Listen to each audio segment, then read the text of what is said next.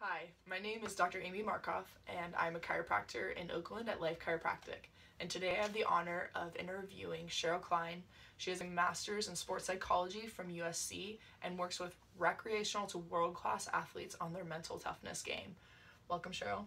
Thanks so much for having me. Yeah, thank you. So first I'd like to go over, there are many different professionals that young teen athletes work with to help improve their game. So can you explain a little bit about how a mental toughness coach works into that team? Okay, that's an interesting question. So a lot of times people aren't exactly sure what a mental toughness coach is. So where I come in is to help teens plan efficient and effective goals, and then I give them the framework to have the mental skills in order to be able to execute those goals. Okay, that's really good. So you're giving them the tools to work with what they need to do to improve their game. Yeah, exactly. Perfect. So why is a mental toughness coach so important for their development? Okay, well, it's really important because ultimately a teen might not be able to perform to the best of their ability if they're not mentally tough. If they get a lot of great information about their technical skills and how they can improve that way, it's really necessary that they understand how to be mentally tough so they can develop to the best of their ability. Great. That makes a lot of sense. And what are some consequences of not being mentally tough as a young athlete, especially if they're competing at high levels or whatever level that they're competing at? Okay, well, there could be a couple different consequences. On the smaller scale, they might lose focus, or they might let their emotions get in the way of high performance, or they might not be very resilient, and that could affect them during a scrimmage or a practice or a local event. In a more extreme case, they could be competing on a larger scale, and it could really hamper their performance. And in extreme cases, some kids could actually end up discontinuing or quitting their sport.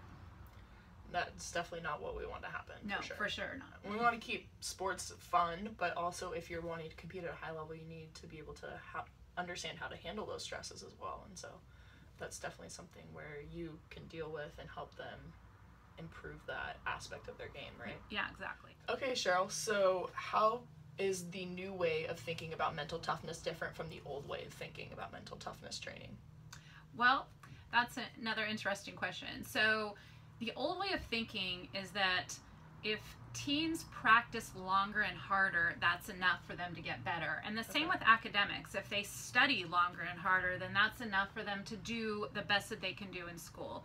But unfortunately, that's an old way of thinking, and it's not entirely accurate. Teens need to know how to be mentally tough in order to perform at their highest level possible. They need to learn how to manage their thoughts and emotions so high performance can emerge. Okay. And what can parents do now to help their kids with their mental toughness? Okay, well, there's a couple of things parents can do to help their kids become mentally tough.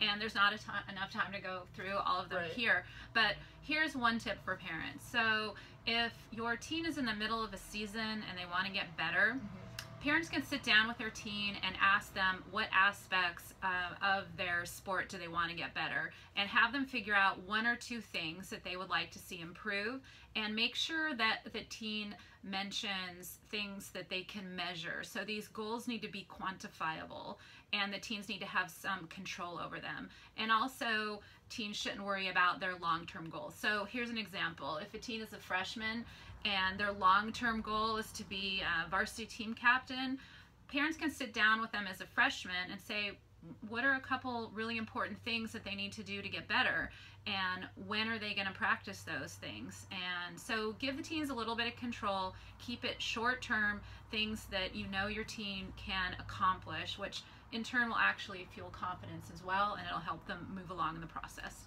That's great. And you're also coming out with a guide for parents as well to help their kids with their mental toughness training. Is that correct? Yes, that's correct. So this May, we're coming out with a PDF or ebook titled A Parent's Guide to Mental Toughness for Teens. And the teen guide and workbook will be soon to follow, so hopefully that'll be helpful. Great. Thank you so much, Sheryl. Really appreciate you coming by and explaining a little bit about what you do. Thank you so much. Thanks so much for having me. It's a pleasure.